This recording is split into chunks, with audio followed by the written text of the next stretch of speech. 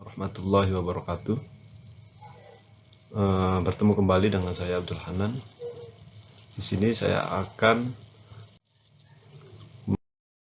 menyora dalam Al-Quran disebutkan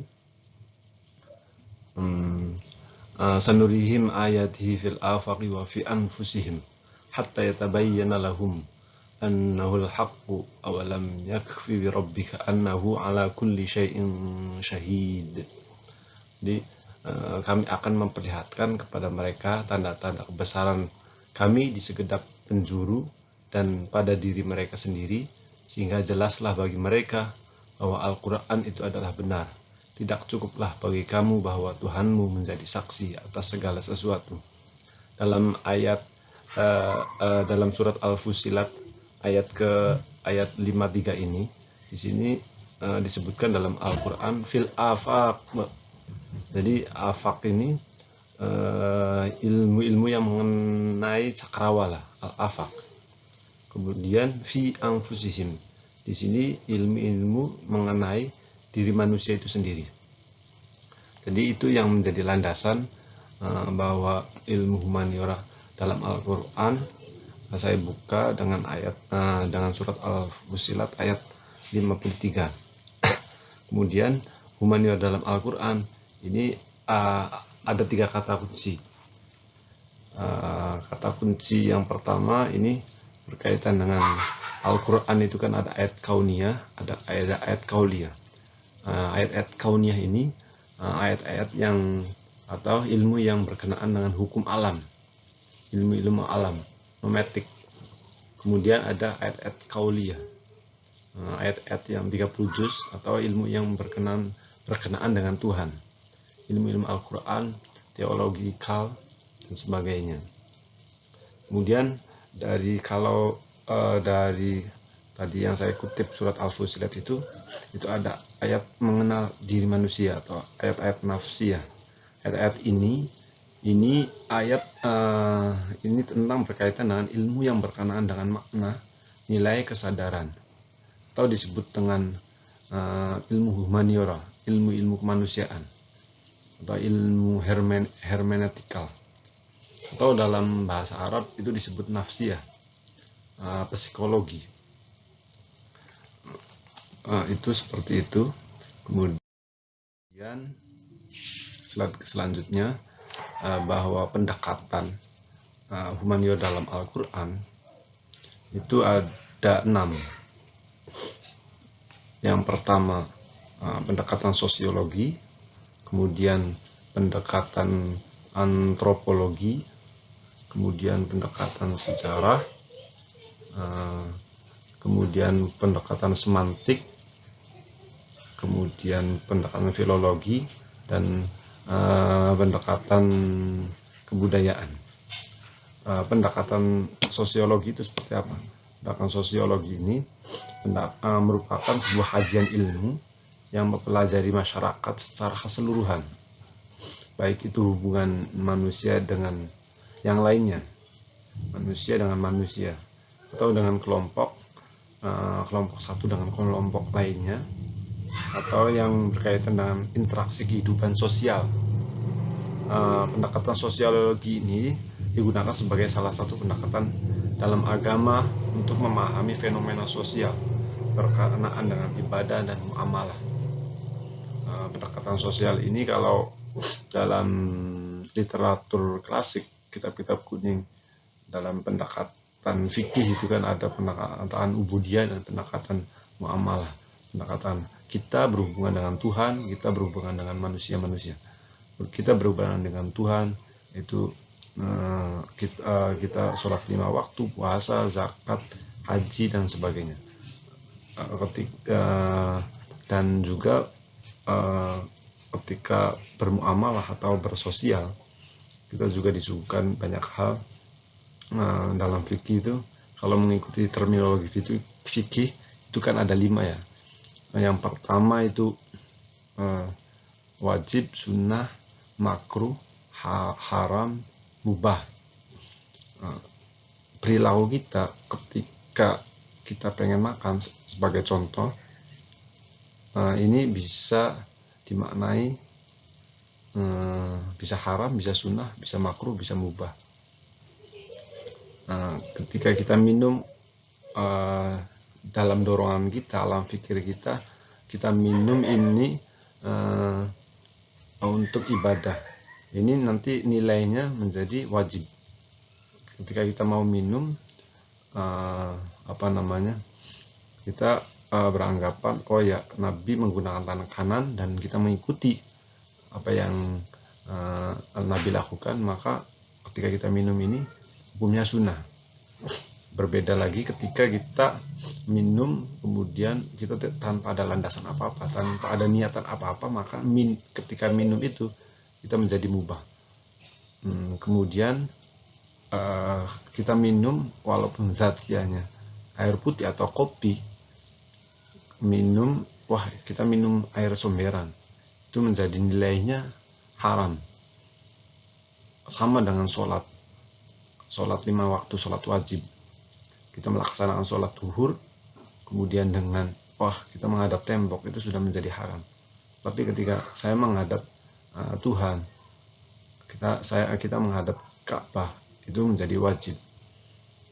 Itu seputar sosiologi, cara pandang tradisi klasik Islam, atau ada yang atau terdapat dalam kitab-kitab kuning.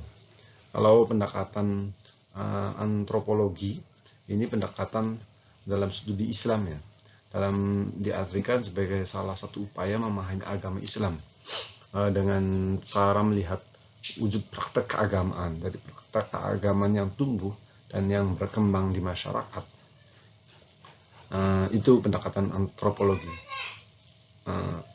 Al-Quran itu kan berbicara sebelum Nabi dan hari ini. Nah, perkembangan ini itu pendekatannya bisa dilihat dari pendekatan antropologi. Kemudian ada pendekatan sejarah. Pendekatan sejarah ini dalam hal ini sebagai sudut pandang, sebagai objek kajian yang akan diteliti secara ilmiah dengan berdasarkan sejarah yang berkaitan dengan kajian atau sebuah objek. Kemudian ada pendekatan semantik. Pendekatan semantik ini pendekatan makna-makna linguistik, ya. Analisis tentang makna-makna kebahasaan. Maksudnya seperti apa? Maksudnya bagaimana kita menelaah lambang-lambang atau tanda-tanda yang menyatakan makna yang satu dengan yang lainnya.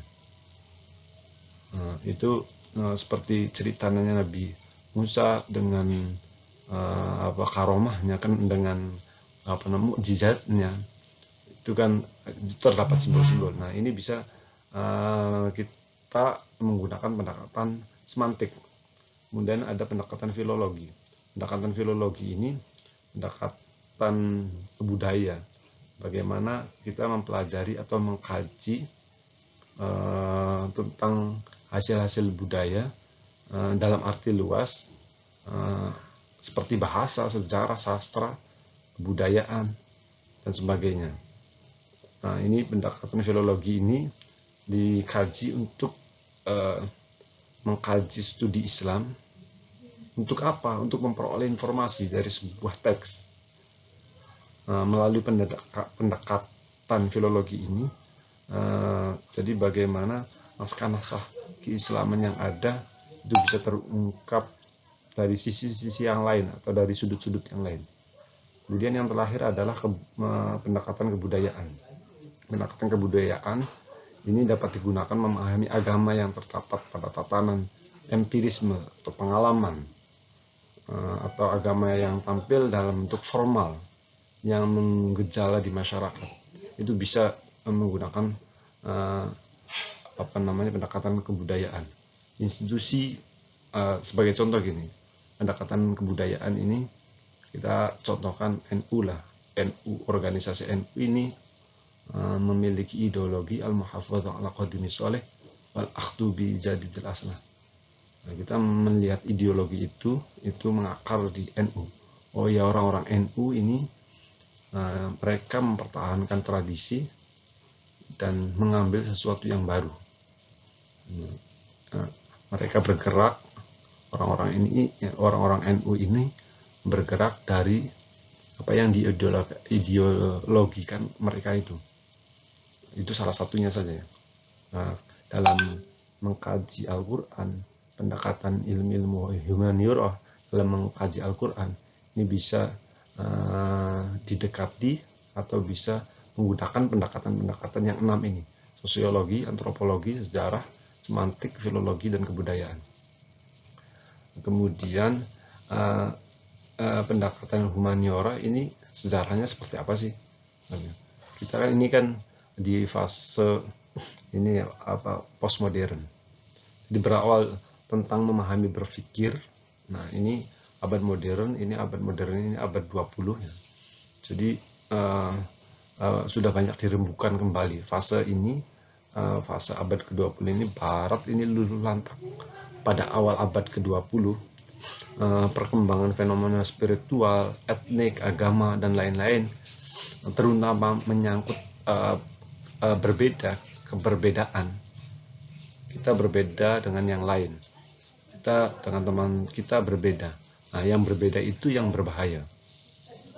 Kemudian modern itu juga memburu kepastian. Jadi segala hal ditangkap, dipahami, didefinisikan menjadi sangat penting. Karena apa? Karena menyangkut kepastian ini. Setelah Perang Dunia Kedua, kemudian apa sih yang paling penting? Yang paling penting itu, yang terbaik adalah pengalaman. Karena pengalaman menyangkut realita. Kemudian ini bukan pengalaman sesungguhnya, tidak dibuat-buat. Jadi pengalaman itu tidak dibuat-buat, gitu, kira-kira gitu ya. Dan terus berkembang dan juga berbeda-beda. Kemudian pada akhir abad ke-20 muncul ketidakpastian.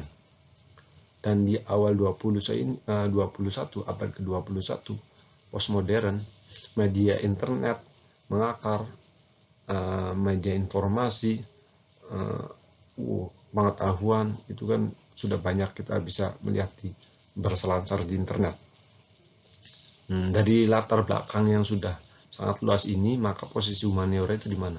Humaniora karena ini cara memakainya ini menggunakan bagaimana cara memaknai, bagaimana cara menilai, dan bagaimana cara kesadaran. Nah, itu objek humaniora itu pada kemanusiaan. Ini sebetulnya sederhananya postmodern itu budaya nonton, kalau modern itu budaya baca. Jadi penting juga untuk melihat sejarah ilmu humaniora ini, kemudian untuk mendekati atau pendekatan ilmu humaniora terhadap Al-Quran ini bisa didekati dengan 6 unsur ini. Itu saja dari saya, kurang dan lebihnya mohon maaf. Jangan lupa like, share, dan komentar. Terima kasih. Kurang dan lebihnya mohon maaf. Assalamualaikum warahmatullahi wabarakatuh.